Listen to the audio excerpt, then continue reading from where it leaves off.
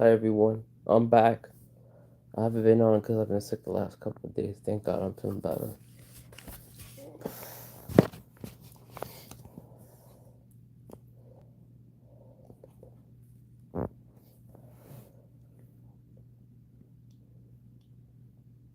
Um,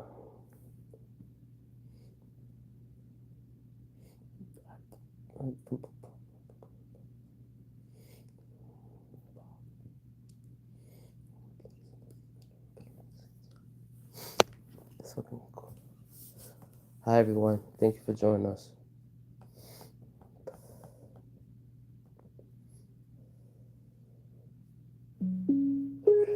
Boom, boom, boom.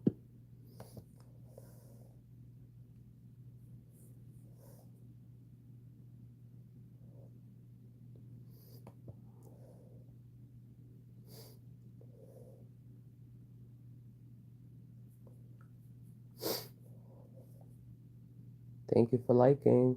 I appreciate it. Don't forget to like and subscribe.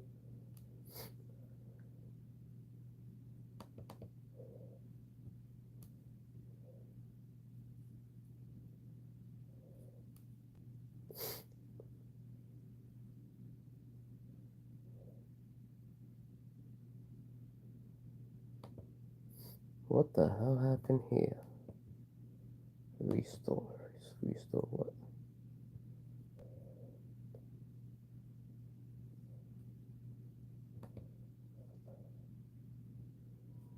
This is old.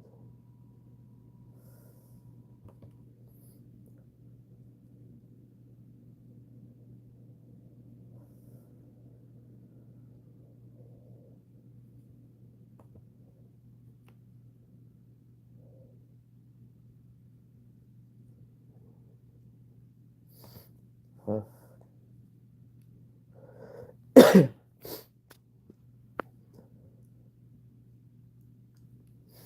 Hi Sean B.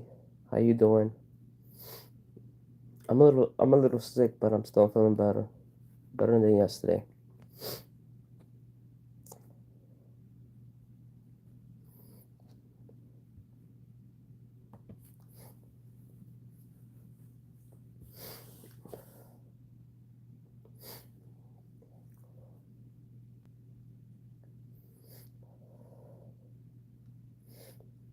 Fun bot. How you doing, fun bot? Thank you for joining us.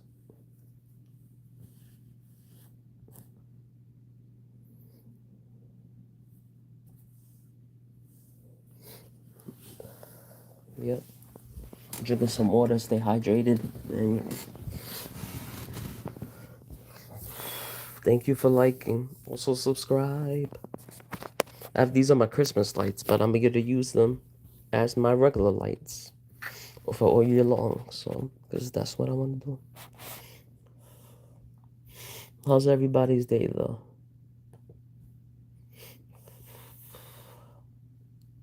I'm back. I was just out for a day.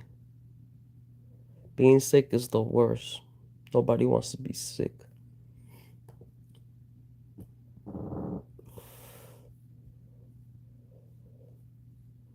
Don't forget to like and subscribe.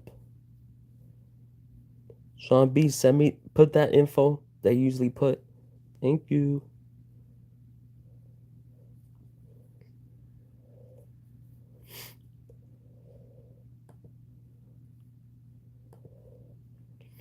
Let's see what's going on here. Wow, they are. Never have to wait for the next tool or piece of equipment that he was asking for that I should have already figured it out and had it waiting for him. That is what our job is as well here at the Department of Homeland Security. We prepare ahead and think 3 steps ahead so that people have what they need before they need it. We have lots of stories and lots of experiences where we've responded beautifully or They're we've been arresting there, Chinese provided migrants now. That's safety and fucking security crazy. investigations, protected communities, picked up the pieces after disasters, kept them safe as they flew, protected their cyber infrastructure. All of the agencies under this umbrella, the work that you do is excellent. Thanks, And then bro. we all remember times we maybe could have performed a little bit better. I will challenge you to think ahead and to think what people might need before they actually need it, how we can pre-deploy resources, how we can be more efficient, and how we can be more nimble to respond to the situations that we find ourselves in. We do have some challenges, and the world is a dangerous place. It is. We've got dangerous, evil foreign governments that want to take us down. Doesn't mean everybody wants to take you down, stupid. We can to protect the American people. We have jurisdiction over people who live here, people who leave here, and people who come here. We have jurisdiction over products that come into this country and which ones leave. We have jurisdiction over our internet, what comes in, what goes out, what kind of business has. Virtually, I tell people we have jurisdiction over everything. And we will exercise all legal authorities that we have to protect this country, because it is the only last light of freedom left. We woke up this morning more blessed than 99% of the people in this country, because we woke up in the United States of America. We woke up in a country where we get to exercise our freedoms, and that responsibility has been laid at our feet. And I know that the people in this room and the people in this department are up to the challenge and up to the task. I will walk alongside you, support you, lead when we need it, but all the time be there to hopefully inspire you to know the kind of work that you do and how important it is for this day and age. So may God bless you. May God bless the United States of America, and may God keep us all safe. Thank you. Thank you for being here. She's stupid.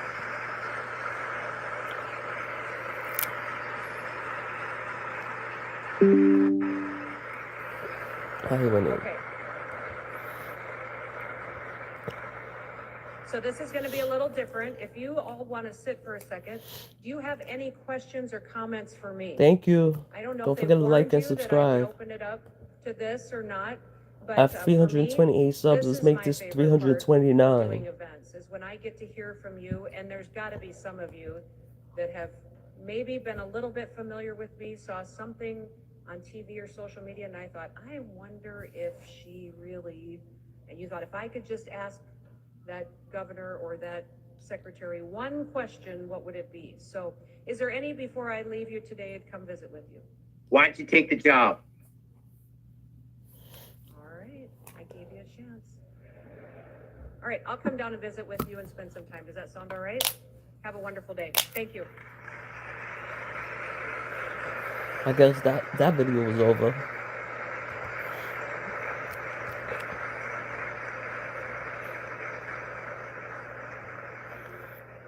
All right, we'll take us back to the scene. That was Christine Noem today, Department of Homeland Security Secretary.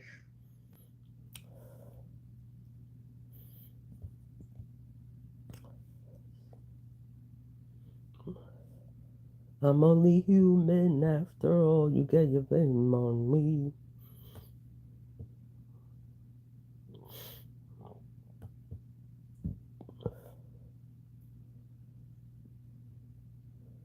Yo, let me watch this.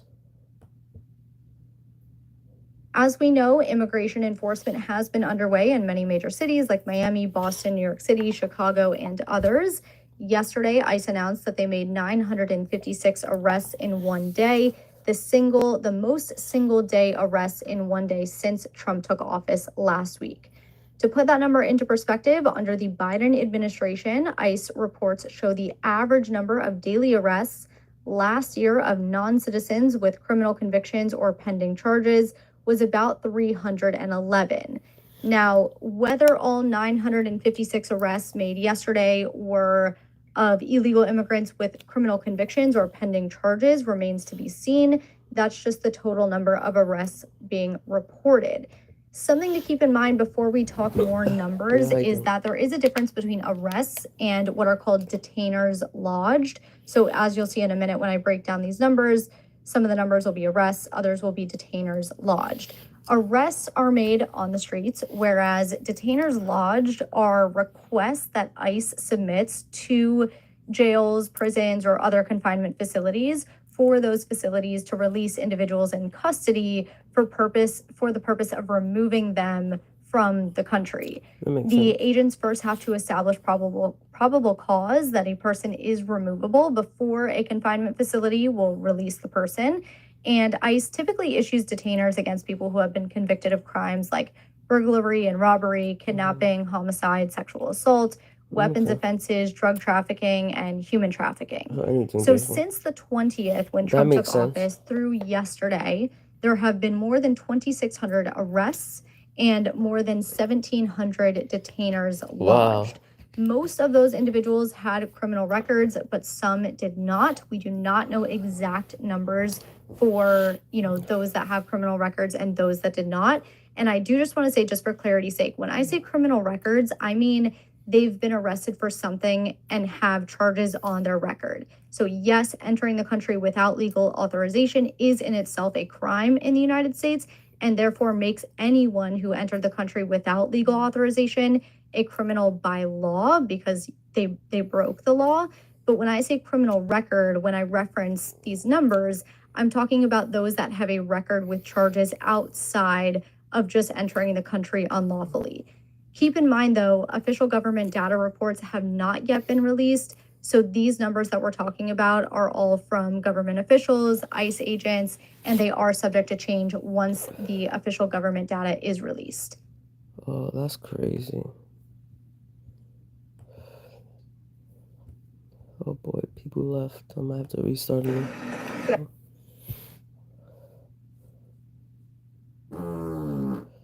Dang! Trump block.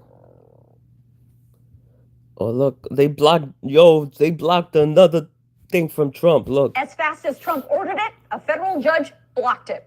A federal judge in Washington, D.C. just temporarily blocked President Trump's controversial order to freeze federal assistance, loans, and grants for individuals and organizations until at least next week. So for those of you that were worried, you can exhale for the next few days because nothing is going to freeze just yet. But that doesn't mean it won't. Now, as I told you in this video just a few hours ago, several nonprofits that receive federal funding filed this lawsuit against the Trump administration over this two-page memo from the Office of Management and Budget that was released late last night, ordering all agencies must temporarily pause all activities related to obligation or disbursement of all federal financial assistance. Why? According to the White House, because the Trump administration believes if taxpayer money is being used for those financial assistance programs, those programs should be advancing the Trump administration priorities, not Marxist equity, transgenderism, and Green New Deal social engineering policies. But the thing is that the memo didn't specify which programs would fall into those categories. The memo just says funding for all programs would be temporarily paused while the administration looks over it all. They did make some exceptions for Social Security and Medicare funding. And then this afternoon, the White House press secretary tried to clean it all up and clarify what was going on, but that didn't really help to sort of identify how this funding freeze would apply to the organizations and state funding programs that Congress already approved and were already signed into law. Well, in their legal filing, the nonprofits say what Trump is doing is straight up illegal, and they wanted the judge to issue a full temporary restraining order to stop him from following through on this plan. The nonprofits say, although the Trump administration is at liberty to advance its priorities, it must do so within the confines of the law. It has not.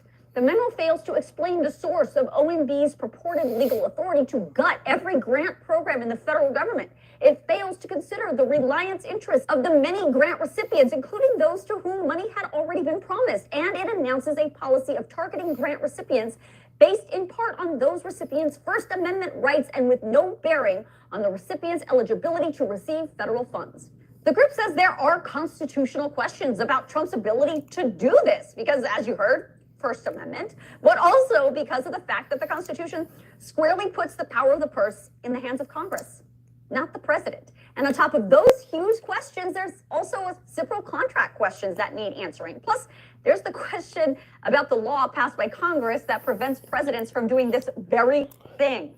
It's called the Impoundment Control Act of 1974. That law reasserted Congress's constitutional power of the purse, and it specifically prevents the president and other government officials from unilaterally substituting their own funding decisions for the funding decisions of Congress. The law was passed back in the day in response to what Congress saw as President Nixon's executive overreach during his term.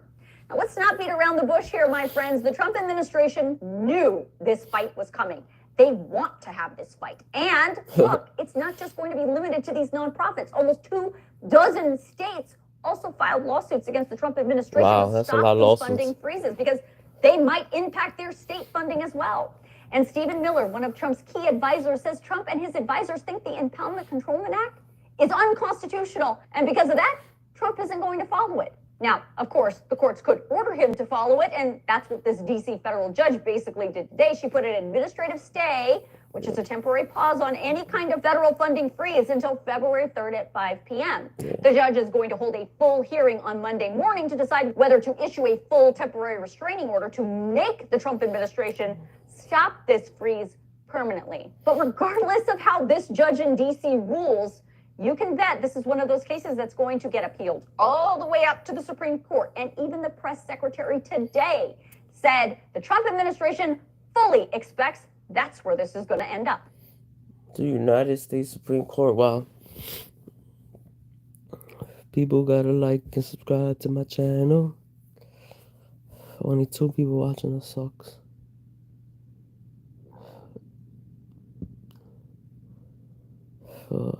I got Alec.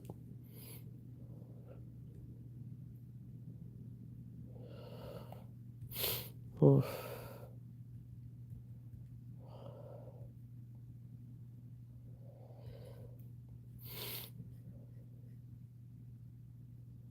Or something else. What the fuck is this? Just looking at other stuff. Well, let me watch this video right here.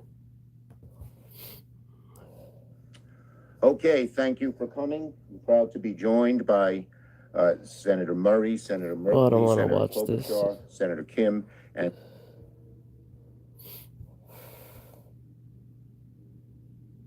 Nope.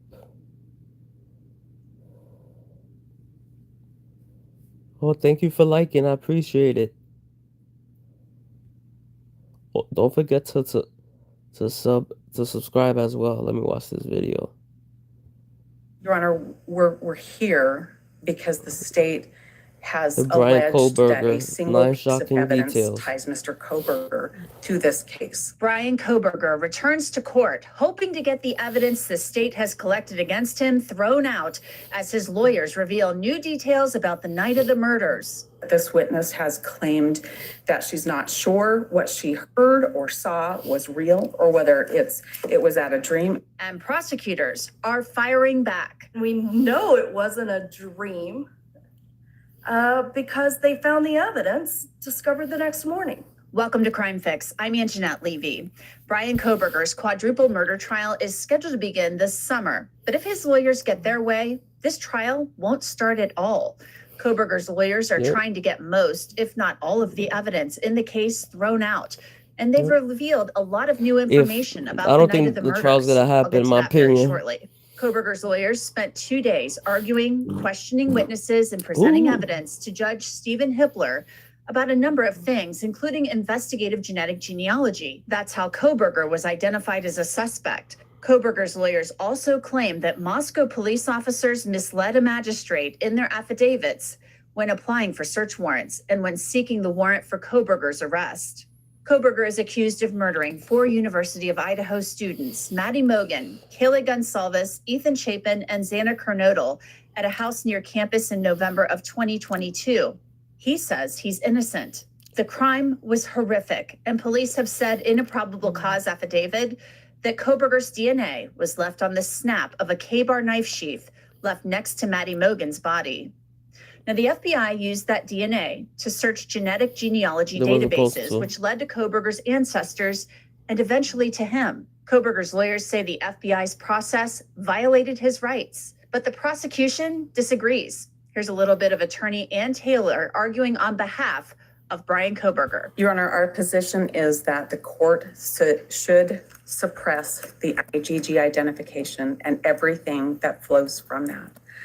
This is supported by 4th Amendment of the United States Constitution, due process, Article 1, Section 17 of the Idaho Constitution. Your Honor, there was no warrant for several phases of the search that led to the IgG work, investigative genetic genealogy. And we think every single one of those stages, a warrant was required. None was given. And so this must be suppressed. Now, the defense maintains the investigative genetic genealogy work performed by the FBI violated Kohberger's rights because agents accessed databases of companies that may not have permitted them to do so, which violated the terms of services for those companies. Let's say my DNA is taken lawfully. What privacy interest do I have in the search of the DNA of others? But it wasn't taken lawfully. That's the point. That's a loaded question. Why is it a loaded question? Isn't it a factual question? Well, it is, Judge, but you're assuming that the DNA was taken lawfully, and our position. I agree. That part is an assumption. In my hypothetical, I said my DNA was taken lawfully. Well, it wasn't. Why would I have standing to object to the search of other people's DNA simply because I might share some genetic information with them because they are distantly related to me? Well, Your Honor, our position is That's what that she's arguing. this work was not done lawfully, that it was unlawful, that there needed to be a warrant, that this was done outside of a warrant. And I'm not asserting on behalf of anybody else in this, any relative, anybody who might have been named or not named. For its part, the prosecution says Brian Kohberger's Fourth Amendment rights are what matter here, and the state says those rights were not violated. Even assuming that that's all correct and that they violated the terms. Seems to be the evidence. The terms of service, Your Honor, don't affect the Fourth Amendment. The terms of service, and certainly Mr. Kohberger does not have standing to raise a violation of the terms of service. And even if he did, the remedy for the terms of service is not a violation of the Fourth Amendment. As we argued in our brief, the individuals, and as came out in testimony today, the individuals who are utilizing these databases, and we're talking about millions of them, are willingly sharing their information with each other, with millions of other people. But isn't there a subset that says, but I don't want these people to look at it? In some of the data, The FBI, as I understand the evidence, then says, okay, we agree, we won't search those ones. so I'll address that part, but on the database piece, the issue is that no one sharing this information with millions of other people could have a reasonable expectation of privacy. The test for that isn't, do they have a reasonable expectation of privacy against law enforcement? It's against the public. It's writ against large. law enforcement. Judge Hippler has been presiding over this case now for several months, and he has a way of putting both the defense and the state on the spot when they make their arguments, and he did it right here.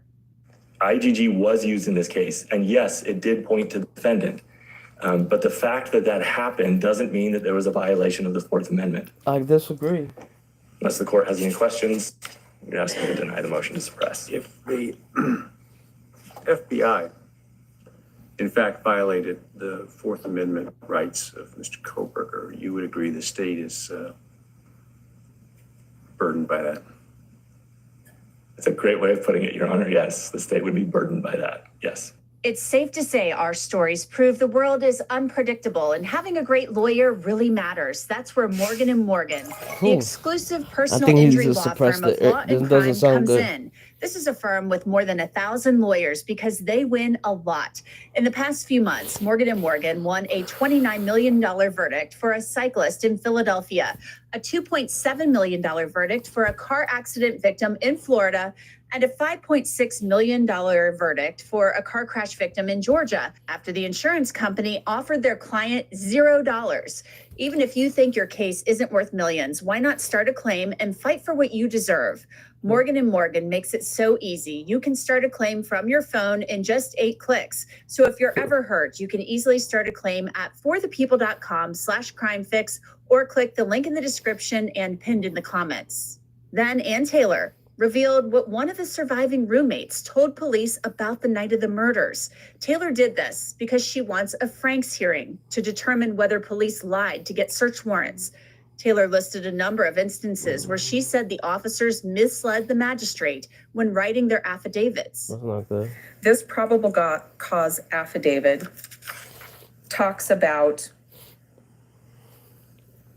She got the Frank an hearings. interview they had where the person that was interviewed said that she heard things and saw things within her house.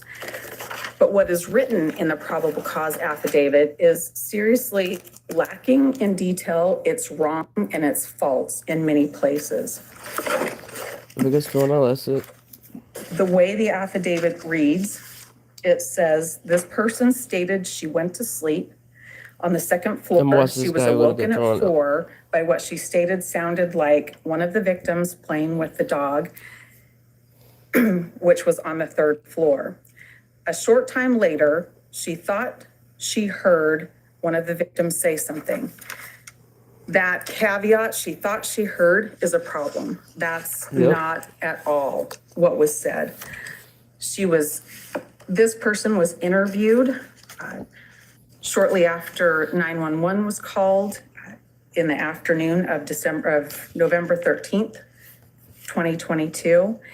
And she was sure, I'm at Defendant's Exhibit 8A, page 281, lines 4 through 10, when this witness was sure that she heard this particular victim go down the stairs, go up the stairs, and then come running back down the stairs. That is not what's contained in this affidavit at all. Now, this is really interesting information that we hadn't heard before. Taylor went on to explain why she believes this discrepancy is important. That is important because that's misleading to the judge. That waters down what was said. And that matters in the probable cause affidavit because the officers, when they wrote this, knew that wasn't the case. They knew this particular person that DM said was upright and running down the stairs, that's not what happened. That person was killed in the bed and never left the bed. And so the officers water that down because they know that fact is wrong, but they don't tell the magistrate that. They also don't tell the magistrate that this witness has claimed memory problems, that this witness has claimed that she's not sure what she heard or saw was real or whether it was at a dream. So Ann Taylor is saying the surviving roommate claimed to have memory problems and that she didn't know whether what she recalled was a dream or not. That's not good. Taylor is questioning the surviving roommate's credibility. There are 2 references to not remembering. A couple of days later, there's the 3rd interview, and there's references to not remembering, being drunk, a statement, I don't know any of it. Like half the stuff, I don't know if it's a dream or if it's real. That's at page 399. At page 406, I don't know if this was real or in my mind was just like playing with me. But from what I think I heard, someone was crying in the bathroom. These are definite statements that were not given to the magistrate and in fact were brushed over. And credibility is really, really important when that person is relied on in the investigation. But the prosecution defended the surviving roommate's statements to the judge, saying her description of the man she saw in the house wearing all black never changed. The person was a slim, skinny, lean build. And the person was taller than she is around 5'8". That's what's important. That could be anybody. It was that general description. And that general description did not change. That could be anybody. It's also important to establish the timeline. It is. It's important to establish the timeline. Anybody could have done it. This means Brian. The timeline matched the vehicle surveillance of when a suspect vehicle is coming into the area of 1122 and then leaves, as well as it was one vehicle and then you changed the other her vehicle. relaying what she's observing during the same time period. So you heard right there, Assistant Prosecutor Ashley Jennings said one of the surviving roommates was texting what she was seeing. That is really interesting and had been rumored on social media. Jennings continued. The defendant argues when an eyewitness states she's not sure anything she saw was real, a magistrate should know about it. I agree. Well, the simple answer is investigators knew what she saw was real. And we know it wasn't a dream. because they found the evidence discovered the next morning. Found evidence that, but y'all went searching somewhere that y'all Those shouldn't be statements searching. didn't need to be included in the PC affidavit because they weren't exculpatory. They didn't support this idea that this didn't really happen, that somehow we got it wrong. The probable cause affidavits also contain information about Brian Koberger's cell phone records, and it really made it sound like he was near the house on King Road a dozen times. But Ann Taylor is saying that's another way that the officers misled the court. Based on those records, they absolutely knew that Mr. Koberger wasn't around. Hi, everyone. Thank you for joining us. Parked near the residence, didn't stop and have his phone in a stationary position at that residence. They absolutely knew that that's not what was happening, but they put it in there. Anyways. To make a connection that didn't exist. They put it in there so that the judge would think that this was the right person. And they shouldn't have done that. But then you have this false narrative that looks like stalking, that looks like following, and it's not true. That is extremely damaging. It's very misleading. It's an outright lie to the magistrate. When you omit that kind of information, when you take that context out, you might as well say stalking because that's what you're trying to say, and you know that's not true. But the prosecution says the officers did not misstate the evidence about those cell towers. Here's what is in evidence, though, and based off of the PC affidavit, is that the phone was in the area for the tower that provides service to the 1122 residents. Still maintain that's true. Hi, thank you for joining us. Hi. Regardless, none of this has any bearing on the validity of the search warrant. Their argument is merely a clarification about which member did what work. And that doesn't matter to the ultimate determination for probable cause. Yes, it does. Now, when it comes to the issue of probable cause, the judge asked this very pointed question. When there's a DNA match between the DNA in the sheath and Mr. Koberger, isn't that probable cause every day and twice on Sunday? Not in this context. Not in this context because of the IGG work. The defense is also trying to get evidence from Koberger's arrest in Pennsylvania at his parents' home and statements he made thrown out, claiming the search violated his rights since the warrant was a no-knock warrant. Essentially watching Mr. Koberger as he moves around his house via snipers. I mean, they were quite safe, and there was simply no reason to bash the doors in momentarily after yelling from their Bearcat. There's two issues. There's officer safety. There's also destruction of evidence concerns. In the cases that we cited, Judge, when the claim has been that there's evidence being destroyed, the evidence, what's known to the officers is something along the lines of they hear somebody running away after they announce themselves. It's not typical that the police simply don't knock and announce at all. In those cases, they usually give the person the opportunity to surrender, but it's not a particularly long one. And in this case, they don't do that at all. And the only thing they knew is that he's walking around from room to room and that he has some kitchen gloves on. And I don't think that equates necessarily to the destruction of, Well, that's not all they knew, but I won't go into the detail in order to. I want to bring in Philip Dubé. He works as court-appointed counsel in Los Angeles County. So, Philip, I want you to talk to me a little bit about this whole issue that Koberger's attorneys are talking about, the no-knock warrant when he was arrested at his parents' house in Pennsylvania. His attorneys are saying it was overkill, it violated his rights. What are your thoughts on that?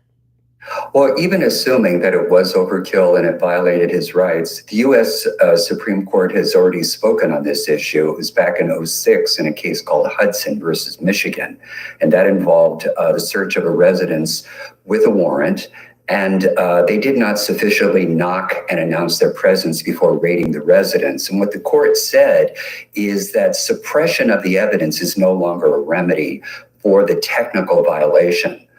The rule exists really just, first of all, that there is a fear that maybe the people inside are dangerous, that they have a weapon, or that there could be imminent destruction of evidence, or that someone could escape. And the fact that somebody didn't knock and wait a few seconds before barging in or waiting for them to open up the door is too technical of a violation constitutionally to say the remedy should be to throw out everything recovered in the property. So the remedy, if any, really is in tort law or in civil rights litigation in the civil courts. So I don't believe that their motion has merit. As ignominious and as offensive it may have been to go in there at that hour or whatever hour it was, doesn't violate the Fourth Amendment. It might violate local tort law or federal civil rights laws, but nothing in the criminal context. And they made it sound like, the judge said, that's not all they knew when Jay Logston, the defense attorney, said, all they knew, they had a drone up. They saw he was in his kitchen with, he was walking around with kitchen gloves on. And the judge said, that's not all they knew. We know that there was a gun seized from the Koberger home. So it sounds like there was more to this. And the detective also said things changed that day where they basically decided to do no knock. Keeping that all under wraps right now, I'm assuming because they don't want to taint the jury pool. Well, that and, frankly, they don't want to give their hand away because you'd be amazed how many people out there who are listening could call in false tips. They could try to sabotage the case, try to emerge, if you will, as this last minute kind of witness. And by keeping things mum and limited to what's in the pleadings, it really furthers the truth-seeking process. And if we're honest, Anjanette, in the end, the police got a warrant. I could see if maybe they went in there without a warrant and felt that there was some type of an emergency situation. But a judge or a magistrate already signed off on their probable cause affidavit and found that there was sufficient evidence to go in there. And to say that nothing will be admissible in court just because they didn't knock or wait a few seconds or announce their presence, Hudson versus Michigan says no can do anymore under Fourth Amendment jurisprudence. I want to move on now to the motion for a Franks hearing. Basically, the defense is trying to show that they are owed this hearing. They're trying to say that officers misled the court when they went and got search warrants, when they were writing affidavits for a probable cause. They say that the roommate, one of the surviving roommates, made some statements and that she was saying things like, I don't know if what I remember, if I imagined it, if it was a dream or if it was real. They're acting like, information that this roommate said was left out of the affidavit, and that would have maybe not added up to probable cause. The prosecution counters and says, no, that's not true. Her description of the suspect never changed. What are your thoughts on Ann Taylor's arguments there when she's revealing all of this new information about what that surviving roommate said?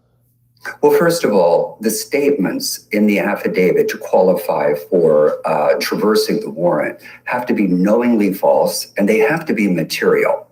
There's always going to be I don't want to call them lies or falsities, but maybe some misrepresentations, some inaccuracies in affidavits.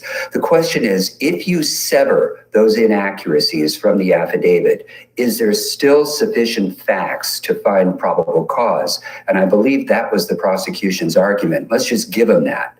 But there was nothing flagrant, nothing knowingly misleading about what the roommate may have remembered or saw, because at the end of the day, all that really matters, they have 4 dead people in that house. I mean, seriously, there is enough right there to suggest that a crime has been committed and that by going in, you might be able to solve it, get some leads, find something to lead to the identity of the perpetrator. So I think in the end, the court's not going to traverse the warrant, but instead might say, look, I might sever some of this, but I'm going to find nonetheless that there's still sufficient probable cause to allow this warrant to survive. And the judge basically said, isn't his DNA on the knife sheath probable cause every day and twice on Sunday. And then Ann Exactly. Taylor responds and says, not in this context because of the investigative genealogy work. So that was her response. But the judge is basically saying they have probable cause all day long just because of his DNA being on the knife sheath. Exactly. I mean, if the DNA was not on that knife sheath, let's be honest, Anjanette, I don't even believe that prosecutors would have even filed a case. There just would not have been enough evidence. Certainly there's a lot of suspicion and there might be probable cause to suggest that he was involved and certainly that the crime has been committed, but not enough for prosecutors to say, we have enough to proceed beyond a reasonable doubt. And their ethical obligations require them to assess a case pre-filing for a determination of proof beyond a reasonable doubt as opposed to just probable cause.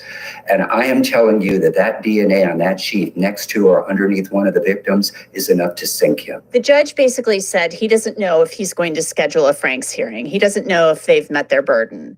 And so, you know, he's going to have to go back and review this, but he asked them for dates in the next few weeks in case he does schedule this hearing. What's your feeling on that? I mean, because Ann Taylor threw a lot out there. She's talking about the cell phone information, that was misrepresented as her client stalking the victims, you know, all of this stuff. She's talking about, you know, other people's blood, male blood found in the house. You know, the prosecution had said in some prior documents that it wasn't suitable to upload to CODIS.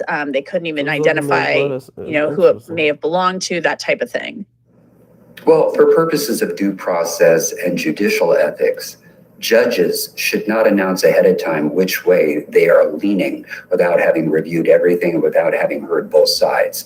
The judge was smart by saying, we're going to set this for a hearing and he'll reserve ruling until he has read and heard all argument. So for now, I think what he's saying is you better bring me something because based on what I'm seeing and what I'm reading, you haven't met your burden.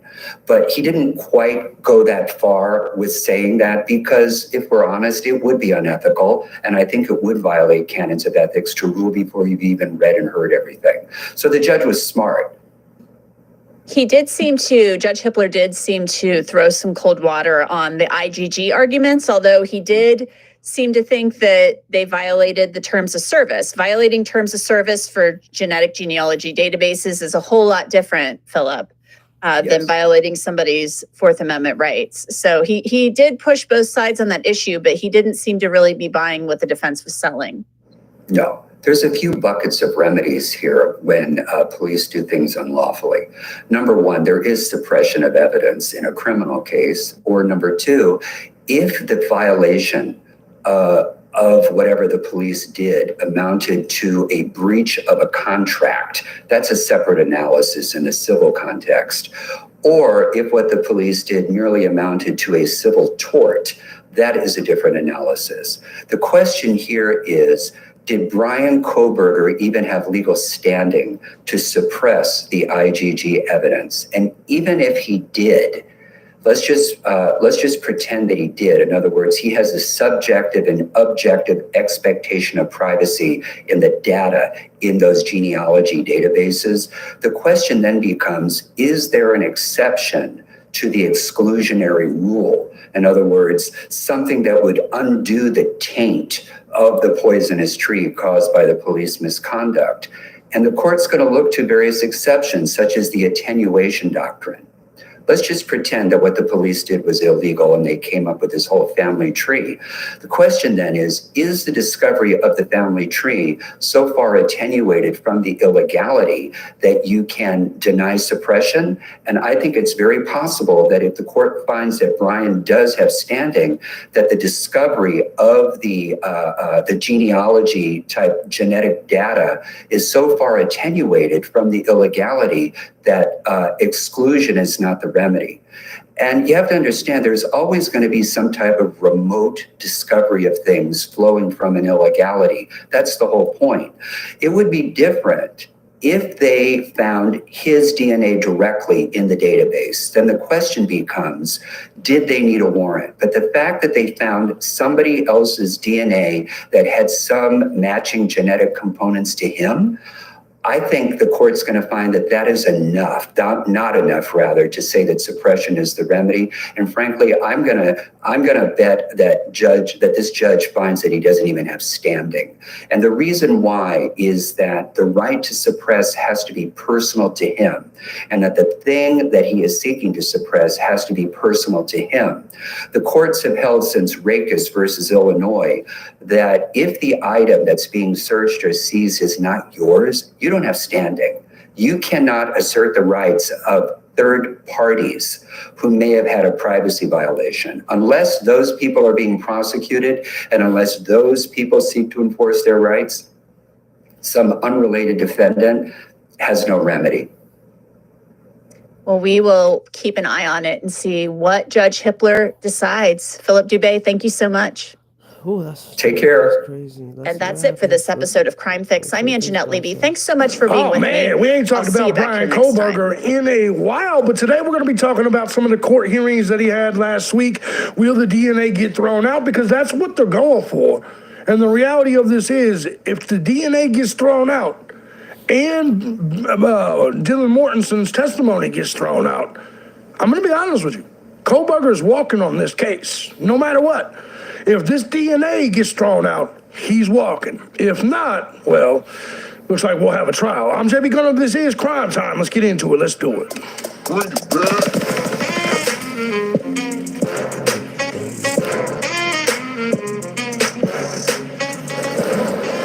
What's going on, everybody? As you guys know, I'm JB Gunner, and this is Crime Time. Now, before we get started with this, I'm going to say first and foremost, thank you to everybody that supports the channel. Hell, any of my channels, regardless of platform, regardless of method you choose, whether it's Cash App, Patreon, Venmo, PayPal. Truth is, guys, I couldn't do this each and every day as often as I do and have for the last 19 years on all these different channels if it wasn't for you, the Gun Squad. I love you guys so much, and if you too find my content valuable, feel free to hit the links down below. You guys are what keeps me uncensored and able to just say fuck the ads, don't give a shit, and roll this out with you guys. Thank you guys so much. Guys, let's get into the story. Did a little talking about Richard Allen in the last video. Today we want to jump over to Brian Kohlberger. Now, I was going to do this video this weekend, but I was like, fuck it, I'm just going to sit and drink and enjoy my time, and I'll talk to you guys Monday. Not a lot going on in the true crime world, but we are inching closer and closer to Brian Kohlberger's case. Now, I want to preface this entire video by saying, I don't know if Brian Kohlberger did this or not. I've got 200 plus videos on this, and truth of this is, whether he did it or not, I don't believe there's enough evidence to convict him. I've said this a million times. If I was in the jury, which is how I look at these cases, would I say guilty or not guilty? And then I always get some of the fat snack cakers come out here and say, well, you don't know what evidence they got. As I've always said, 85 to 95% of all evidence they have in the entire case against you is typically in the PCA. I know this from experience with my own cases. I know this from experience of watching and covering cases. That's just the truth. So all you people that think there's a secret treasure trove of information or evidence that's going to come out later, my question to you is, tell me what case that happened in. You know what I'm saying? Tell me what case something major came out in. Did it happen in the Richard Allen case? No. He was basically convicted because of confessions, and we knew about them prior to the case. There's a lot of cases like this that we just never really received any like breaking news during the trial, anything that was, earth-shattering, you know what I mean?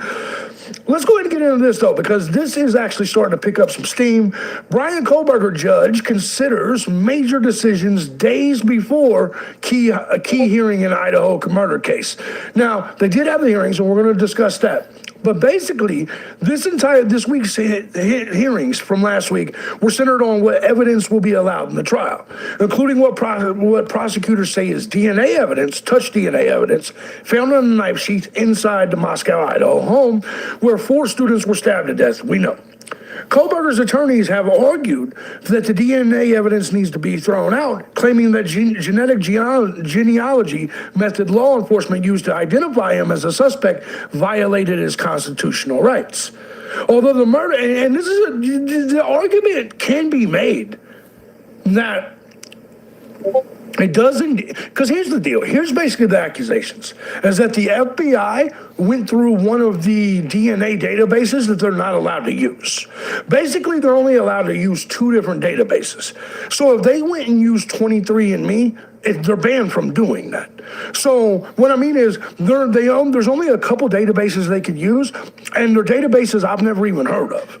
And so if the FBI went illegally, or we'll say against the terms of service of the said platform, and got into the databases of companies that told their clientele that we don't do business with the police, we don't let them in, we don't let anyone have your DNA, technically that is a violation of the Fourth Amendment. However, is it a violation of Brian Kohlberger's Fourth Amendment? Because if he wasn't one of the customers of these databases, then does he have a complaint? I don't know. But I believe that if the FBI did some shady shit to get it, look, man, we have standards for a reason.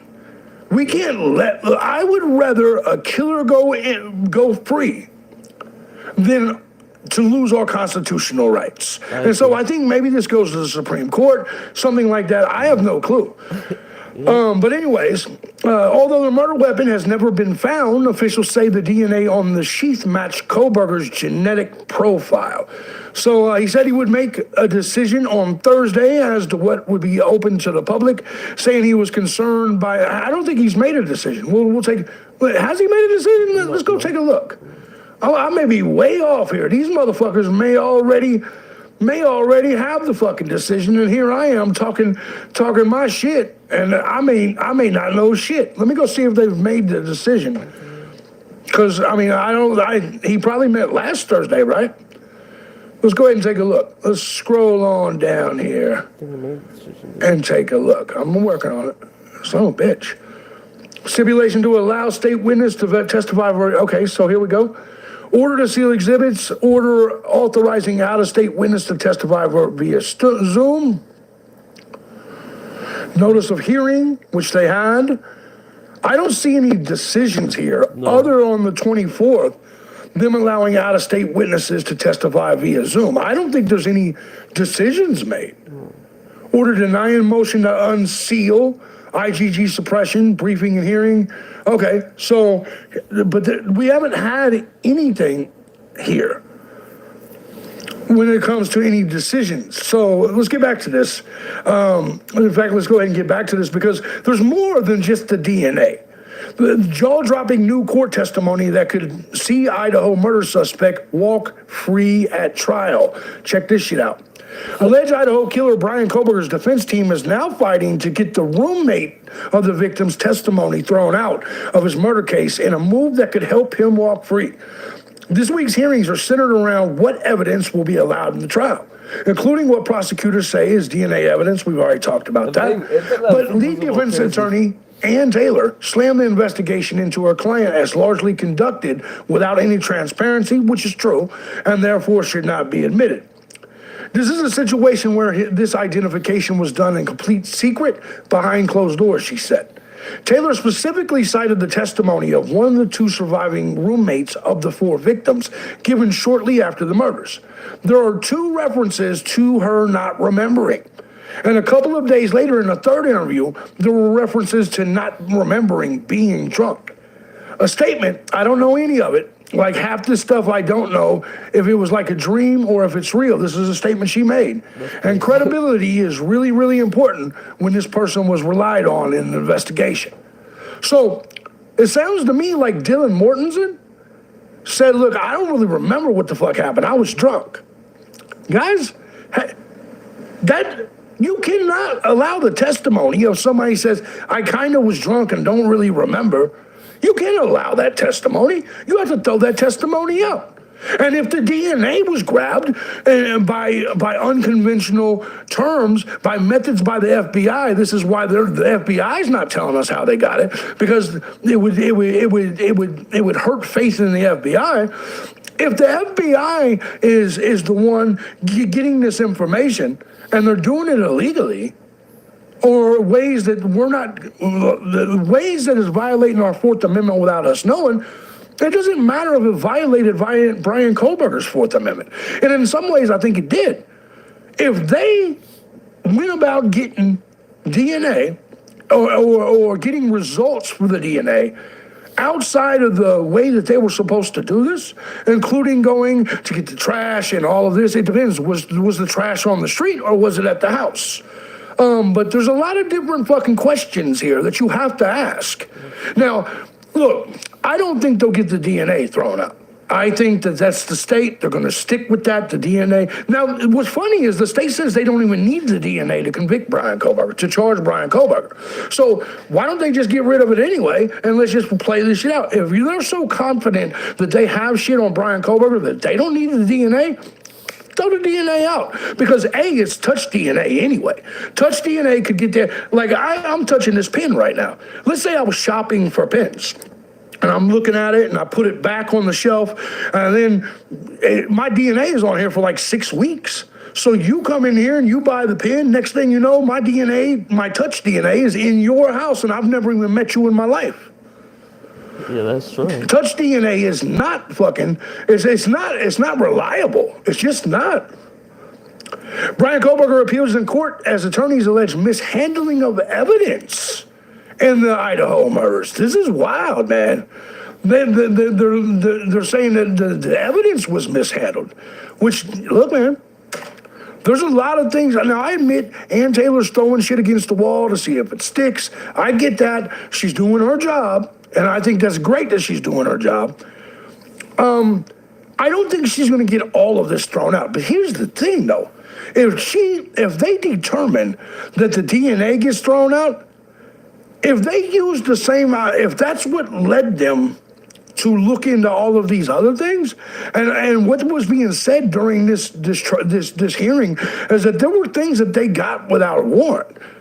Like, and I'm shocked by it, right? I'm shocked by it. If they end up throwing out everything, Amazon, Yahoo, DNA, then it's over. Brian Kohlberger walks because there is no direct evidence to Brian Kohlberger in this case. It's all circumstantial.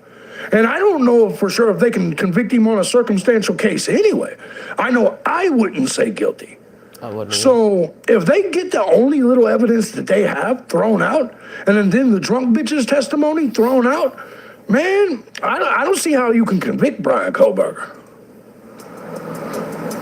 What they're leaving out repeatedly is where this DNA started. Where did the chain start? That's right. Well, it started at a quadruple homicide at a crime scene. That's true. 2 days of explosive hearings in the murder case of 4 Idaho college students. I mean, they got a good point that the DNA was there. Look, man, and I still think everybody needs to answer that. How in the fuck did Brian Kohlberger's DNA get there? I do think that's a question. But remember what I just said with the pen. That could be the answer. And could be means doubt. And doubt means not guilty. See my point? Who prosecutors say were brutally stabbed to death by this man, Brian Kohlberger. His attorneys trying to paint the murder investigation as flawed and shrouded in secrecy, all in an effort to get key evidence thrown out. You're being led down this path to say there's a real investigation when there wasn't a real investigation. You don't find probable cause on that. The now 30-year-old is facing the death penalty, charged with brutally murdering Kaylee Gonzalez, Madison Logan, Xana Kernodle, and Ethan Chapin in an off-campus home in November of 2022. It's a case that gripped the nation ever since. It's a major break in the murder of 4 Idaho college students. The arrest of a 28-year-old man in Pennsylvania in connection with the brutal murders of 4 University of Idaho students. Prosecutors say surveillance footage, cell phone records, and DNA evidence link Kohlberger to the murders. Nope. Cell phone evidence does not. It's a 27 square mile radius for the phone pings. That does not. Pin Kohlberger's DNA. We're not just talking about his DNA happened to be found in, a dresser drawer or something. It was found on a knife sheath where 4 people were killed by a knife. I mean, that's valid. This is as crime scene as it gets. But Kohlberger's attorneys arguing to have that crucial DNA evidence dismissed, claiming it was unlawfully obtained using public genealogy websites. If you can upload one of these profiles for $12 and find out all kinds of information, how is that not a Fourth Amendment issue? That was valid point. Done twice without a warrant. Without a warrant. In this case. Without a warrant. They obtained the DNA evidence without a warrant. Game over, throw it out, period. No warrant, no evidence, motherfuckers. It doesn't work that way. The Fourth Amendment protects against illegal search and seizure. Right. And what the defense is arguing here is that law enforcement used inappropriate techniques that they use in gathering DNA and then using it in a genetic genealogy database to what they argue was against policies for that database. Kohberger's attorneys also arguing that authorities violated the law when they used a garbage collector to retrieve trash from the Kohberger family's gated neighborhood in Pennsylvania without a warrant. That's right. Because here's the thing, is once again, if that trash was not on the street, we'll see. If it was out of the street, once you put trash out of the street and no longer on your property, it's fair game. That's the truth. Once you put trash out on the street, fair game. The FBI using the garbage to make the DNA match. I think it is different when you have the FBI telling the trash garbage was on his property. That makes sense. A sample of DNA that has been discarded is what the courts call an abandonment sample. That you don't have an expectation of privacy for a pizza crust you throw out or a water bottle that you drink from and throw out. But prosecutors arguing all facets of this investigation, including the DNA and the use of public genealogy databases, were done properly. The individuals who are utilizing these databases, and we're talking about millions of them, are willingly sharing their information with dummies. Each other. The issue is that no one sharing this information with millions of other people could have a reasonable expectation of privacy. Based on the judge's responses to the defense's arguments, it's unlikely. I will say this, I don't believe the judge is going to grant any of this. Likely that this evidence does get suppressed, meaning not shown to the jury at trial. If it is suppressed, then prosecutors would have to lean on other forms of evidence. The defense also questioning the credibility of a surviving roommate. In an affidavit, the roommate recalled being in the home and frozen, seeing a man wearing black clothes and a mask walk past her. This is one of two roommates who survived, and this is the roommate who gave police a lot of information. She described the killer who she saw, the man who was in the house, as being a tall white male with bushy eyebrows, and that fits the description of Brian Kohberger. So the defense is now trying to pull apart her credibility. She was drunk. Claimed that she heard or saw was real, or whether it was at a dream. There's further statements from that witness in that police interview that said that she had too much to drink and couldn't remember. The surviving roommate gave statements to law enforcement that the defense is trying to argue was not necessarily accurate. They may have been intoxicated or sleepy or may have seen things that might not have. I told you guys from day one, Dylan was fucked up. Fit exactly perfectly for what law enforcement then articulated to the judge.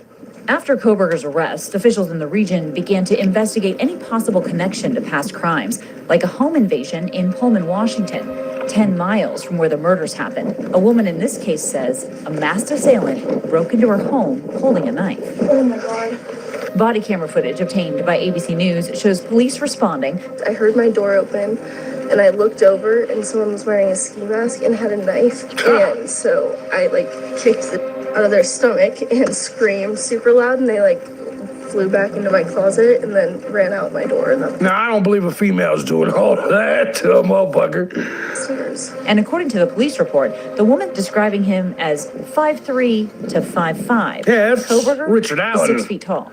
After his arrest, Kohberger became a person of interest for a time in that He's case. 6 foot tall. Say he's no longer a person of interest, and the case remains unsolved. The defense wanted to raise that issue in an attempt to point the finger at an alternative suspect. That if there are... if there was some shit done that's like this, why wouldn't you? Similar crimes in the area. or suspects out there other than Brian Koberger committing similar crimes. Of course. And that the jury should contemplate that in believing that Brian Koberger is not guilty of these charges. Exactly. Kaylee Gonzalez's parents I agree have been completely. at nearly every one of Brian Koberger's hearings, but they weren't allowed into the courtroom for this one. They had to watch from a court live stream. Damn. They want to be there for Kaylee. They are fighting on her behalf. They believe that Brian Koberger is guilty. They want him to get the death penalty. And they want all of this to be opened up. They want the world to see what's going on so it cannot be appealed at some point. They don't want evidence tossed out. They sat down with me last year talking about how their daughter was found. It's my understanding Kaylee was kind of sitting up. Yes. Damn. And had fought. Yeah. And the way that room's put together, if you come through that door, you can't get out of that room. You know, the headboard was up against the wall. The side where Kaylee was on was They up didn't against have the wall. marks, though, And did if you can imagine Kaylee in an upright sort of position, I up in didn't. the corner, That's wild, man. slumped. I mean, she was trapped. Kaylee was one of the four Cornered. tight-knit college friends killed in that off-campus home on King Road in Moscow, Idaho. It all began the night of November 12th, 2022. Kaylee and Maddie, newly 21 and lifelong best friends, went to a popular campus bar around 10 p.m. This video appears to be the last time they were seen alive before turning in for the night. Authorities say their roommate, Xana, and her boyfriend, Ethan, both 20, were at a fraternity party earlier that same night, arriving home around 1:45 a.m. There's have three reasonable stories doubt. to the house. Kaylee and Maddie were together in Maddie's room on the third floor. Yep. Kaylee's dog Murphy was alone in Kaylee's bedroom just down the hall. Ethan was staying over that night in Xana's room, which was on the second floor. One of the other roommates in the house, also on the second floor. Yep. And Mortensen. one in a bedroom on the first floor. Bethany. Everything was so normal in that home on King Road. Nobody could have imagined it was about to become a house of horror. Police responding to a 911 call just before noon, hours after law enforcement say the murders happened. When the lead sergeant goes into the house, he later told people how the high smell of blood rose up in his nostrils, and it took him back. This is a brutal crime scene. These victims were not shot. Absolutely. They were It was stabbed brutal. to death. You know shit. What was baffling to police, they say, is that it didn't appear that there was any forced entry. It doesn't appear that any of the victims had been sexually assaulted. Weeks later, Koberger was arrested at his parents' home in Pennsylvania. I mean, it was Last night, detectives arrested 28-year-old It was over a month later. Brian Christopher Koberger. Koberger had been working on his PhD in criminology at Washington State University, just 10 miles across state lines from the University of Idaho, where Kaylee, Maddie, I mean, it is Xana, and possible Ethan were Koberger just did it, starting their but futures, I just don't see it. documenting their friendship on social media. I just don't see it in terms of evidence.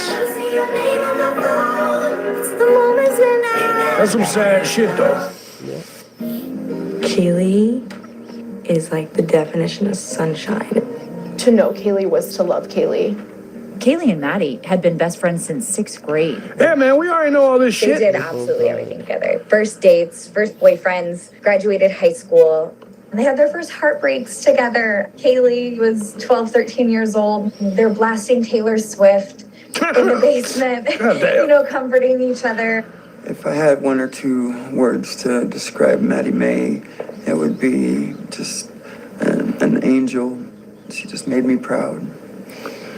Xana was in the same sorority That's as some Maddie. sad shit, man. She was dating Ethan, a freshman, and also a triplet. My first impression of Ethan was he's just this huge dude that you wouldn't really approach, but as soon as you really got to know him, you realize that he's like one big teddy bear. As the victim's family and friends wait for the judge to rule on this week's hearings, Koberger's jury trial is slated to begin in August. It's going to be tough on the family members. It always is. August in any murder 11th. case, but this one is unique that you've got the world's attention. If it happens. But for these families, they say they just want justice. Yeah, the trial I mean, happens. I wish them the best with that shit, obviously. Idaho, by the way, they have considered archaic execution practices as primary method of killing prisoners after lethal injection fails. They are looking at the firing squad, which I actually think is what we should do anyway. I don't think it's that archaic, honestly. Firing squad is I mean, killing a motherfucker is killing a motherfucker. You know what I mean? I hear the lethal injection. I mean, imagine being injected with some shit and then not killing you. Right? Look, my statement here is if they get this DNA thrown out, Kohlberger walks. If not, 50-50. You know what I mean? My honest feeling, though, is that there's going to be at least one J.B. Gunner on the jury that sees things the way I do. And many of you see it the same way, whereas they just haven't convinced me that Kohlberger has done this yet. They just haven't convinced me he's the guy. Let me know what you guys think, though. Do you think they will get it thrown out? What about the testimony of the drunk one, Dylan Mortensen? Let me know what you guys... That makes sense. I'll be back, guys, in a few. Thank you for joining us. Bye.